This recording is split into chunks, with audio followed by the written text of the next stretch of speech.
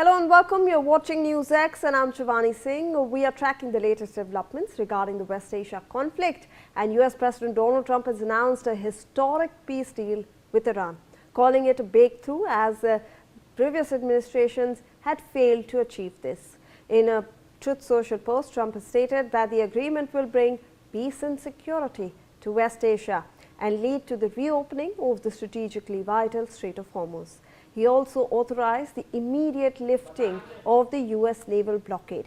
Iran's Deputy Foreign Minister Qasem Garibabadi has confirmed that a 14-point MOU will be signed in Switzerland on June 19th and said that Tehran will enter a 60-day negotiation period for a final deal only after verifying US commitments on ending hostilities, lifting the blockade and releasing its assets. Now, this paves way for resumed oil flows and de-escalation in the region.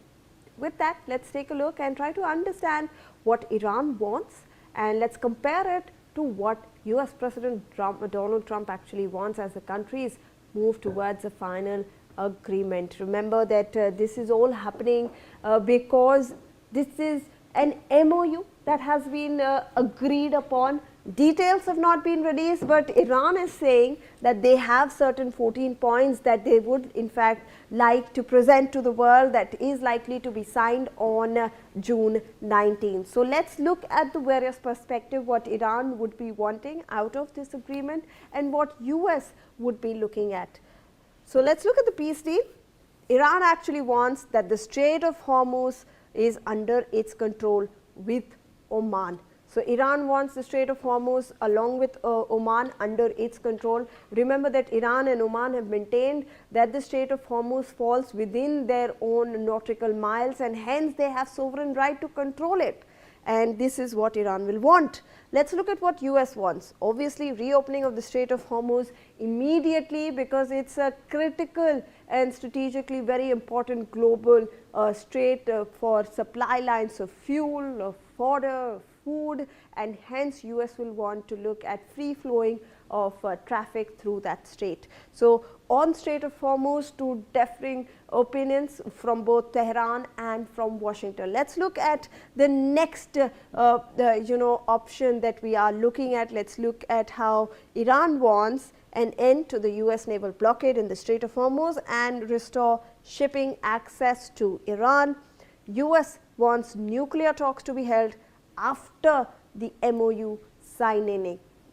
Now, remember that what's happening is that Iran wants the control of Strait of Hormuz and also the lifting of US sanctions on its oil. So Iran wants that if it's selling its oil, all the proceeds should come back to the country itself, and there should be no sanction on any country or itself for oil purchases. And what US is actually saying that nuclear talks, this is also another sticking point between both the countries. US is saying that the nuclear talks should be held after the MOU gets signed on June 19th. Remember that Tehran has also announced that there will be a 60-day negotiation period between both the nations to make sure that they solve out all the nitty-gritties of this deal. Let's look at another aspect of this. Iran actually wants all primary and secondary sanctions relief on Iranian oil. Like we mentioned, that we want Iranian oil to be free for all. This will help in fact inject tons of barrels of oil back into the global supply chain, and it will also, remember, help reduce the pressure that currently, because of the fuel shortage crisis that is happening. Let's also look at what US wants over here. Iran, let's see how Iran wants a ceasefire on Lebanon, and US wants reduction in Iran's ballistic missile program. So Iran obviously has said that Lebanon continues to be its red line. They do not want any kind of operations or strikes continuing in Lebanon. The US is saying that they want a reduction in Iran's ballistic missile program, and these are the demands that both the countries seem to be very adamant on. And remember that there is a third party, Israel, which is involved, which seems to be very miffed with including the cessation of, in fact, hostilities in Lebanon. So these are some of the factors that we are seeing over here. Ceasefire must include hostilities must end in Lebanon from the Iran side as well, and US obviously looking at reduction in the ballistic missile program. So these are obviously some of the demands from both the sides that we are looking at, and the reason why this war has dragged on for 106 days seems to be these very sticking points. Let's discuss this further with Major General Sudhakarji, who is a senior geopolitical and strategic defense expert, who's joined us on this broadcast early this morning. Thank you so much, General, for taking out your time and for speaking to NewsX. We always appreciate it. General Sudhakar, finally, after 106 days, we see some ray of hope. Iran obviously giving out certain details, a 14-point MOU that seems to be signed on June 19th. US tight-lipped about it. Do you see any hope in this particular deal, sir, even as Israel continues to say that we do not want Lebanon to be featured in these talks? Yeah, Shivani, good morning. Thank you for taking me for your show. And while I would bat for optimism, yet one should be mindful of the fact that it's a very, very extremely complex issue one has to navigate. And there are multiple stakeholders who have to be taken on board. And if you miss out one relevant stakeholder, then the entire peace proposal or the MOU has the potential to be busted or be sabotaged. So therefore, what am I saying is the example is Netanyahu. Now, Netanyahu, we all have been hearing since morning that he says he will continue bombarding and bombing the Hezbollah regardless of the consequences. So you see, he has to be reined in at some point in time. Otherwise, because Iran has very smartly clubbed the Hezbollah issue with a proposal. Hezbollah is 2,000 plus kilometers from the borders of Iran.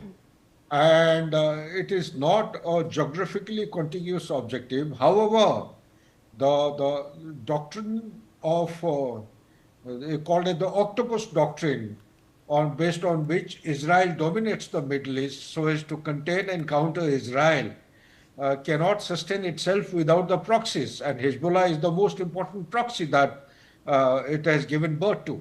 So such like issues will always continue to nag and niddle any prospect of a breakthrough. And along with that, I also would like to say it is too premature. What matters, the central point of all such kind of peace proposal is the implementation. This is only a theoretical exercise to outline the framework or construct the framework. And after the MOU is nothing but the framework. Thereafter, you have the main negotiation. The people sit down and go about doing things in a very objective manner. So therefore, to start with, if I have to comment in a substantive manner, I would say that well begun, half done. Something is better than nothing. It holds out a ray of hope, but that ray of hope is fraught with lots of visible and invisible challenges. And those visible and invisible challenges will actually can be holistically addressed, provided we have eye for detail and we are able to visualize the kind of pitfalls and the consequences. There are costs and consequences of peace coming to Middle East, and there are also the objectives which are being looked at by USA. They are at variance with the objectives which are being demanded or expected by the Iran. So therefore, some process of reconciliation, of give and take has to take place. But we need to also keep in one factor in mind, that Iran is not a country which we saw or understood to be prior to 28th of February 2026. It certainly has come up of itself to the status of, I would say, some kind of a regional power, much more stronger than what it was perceived earlier. And also, it continues to perceive or express its perception about this ongoing conflict that it has won, it has actually beaten USA and Israel. That is the kind of the ego status. So therefore, when you make any kind of reconciliation or try to have a breakthrough in such kind of complex situation, it is very, very important that the stakeholders are taken as equal partners. The moment you have one is bigger than the other one, then the problem starts and then it's Right. very difficult to actually come to a common platform. Back to you, Shivani. General, if I can request you to please stay on with us. We are tracking some more developments from the region where amid questions over the stability of the US